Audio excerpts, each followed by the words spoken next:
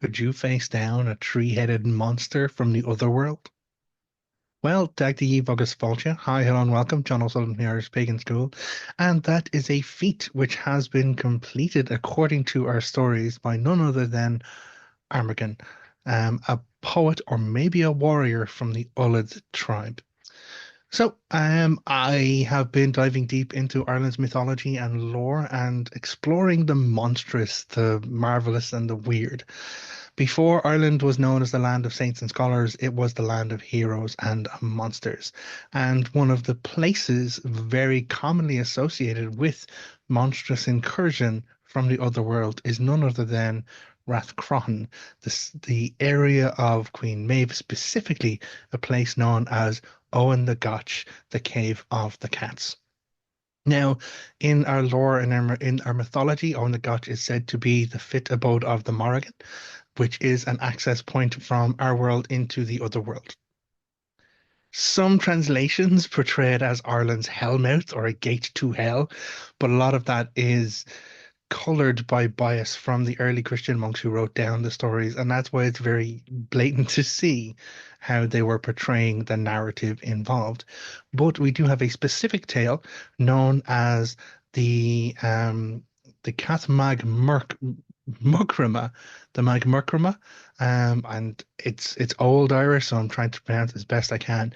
But essentially, it is called this place because of certain magical pigs that had come out of the Cave of the Cats, the other world. This story is set within the Ulster cycle, where these vast, monstrous boars or pigs come out of the other world and they start to rut and ruin all of Connacht, so much so that nothing would grow for 7 years after they got into a field. It was also said that these muckrama, these massive pigs, couldn't be counted. No one could actually count how many there were until Queen Maeve herself came on her chariot to actually count them. And it was she who was able to lay hand on one and tear its skin off in one go. So again, it was a place of heroes and monsters. It's not all green rainbows and shamrocks here. There are some very detailed and scary kind of tales. But I did mention a three-headed monster from the Cave of the Cats, and that is none other than a creature known as Ellén Tríchend or Ellen Three-headed. Now, the Tríchend is easily translated. It does mean three-headed, but the problem is the Ellen word is not so easily translated. Some translate it as a swarm or a swarm or collection of triple-headed creatures that came out, reminiscent of other stories of monsters from the Cave of the Cats, of birds, flocks of birds that would come out and leave pestilence with consuming all of the grain all around them. But others would actually say that it is specifically a singular bird-type creature with three heads. I think that's Whitley Stokes who does that translation.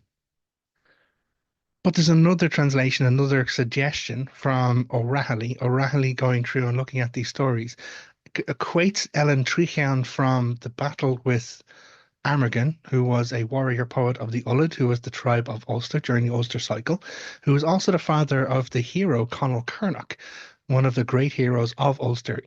There's the rivalry between none other than Lair Búideach, Conall Cernach, and Cuchulainn for who is the best in all of Ulster. And Conall Cernach is a really close run on that one. But Amairgene is said to have been the father of Conall Cernach, and when Ellén Tríchend came out of the Cave of the Cats, it faced none other than Amairgene there, and Amairgene alone battled back this monstrous creature into the other world. O'Reilly also suggested in their view or translation of it that the Ellen word equates to Alan, which we see later on in the Fionn cycle as the fire-breathing monster that would come every Samhain and burn Tara to the ground. And one of the feats for the young Fionn McCool, the hero, the titular hero of the Fionn cycle, was to stand the guard at Samhain on Tara and prevent it from being burned to the ground. He does this with the benefit of his magical spear, which helps drive a magical sleepiness off of him, and then he's able to battle back this fire-breathing monster. So we have many different monstrous and mythical and wondrous creatures. People trying to look at this and equate it to, well, is this Ireland's dragons? Is this how, the story and the lore of dragons made it out of Ireland? We've many kind of conversations about creatures known as peist or pests. Paist being the Irish word, and them conflicting against saints, in fact, where saints would abjure these monstrous creatures to get them to move out of Ireland. Not Patrick getting rid of snakes, that is a whole other kind of thing, but the River Lee, in fact, that runs down through Cork, has its origins in a place called Gougon up in the mountains. And it's called River Lee because there was a paist or a monster in that lake, and a, a saint came along and drove it out of the lake by praying at it. And whenever the poor monster got bedraggled and tired from dragging itself down out of the mountains towards the sea, it would lie down. And then all the people would come along and they would call the saint and say, it's in a lee, in that it's lying down again. And then the saint would come along and hoosh it on with its prayers until it dragged its body all the way out and created the River Lee. So there are many stories that we have of individuals facing down against monstrous creatures from the other world and monstrous creatures in Ireland. I hope you have enjoyed this one. If you'd like to know more, make sure you do the like, subscribe, and follow along to the content. There is also a year's worth of free teaching and resources on Irish spirituality, paganism, and mythology, and culture and folklore at irishpagan.school/free. Until next time, look after yourself, take care, August long. Goodbye.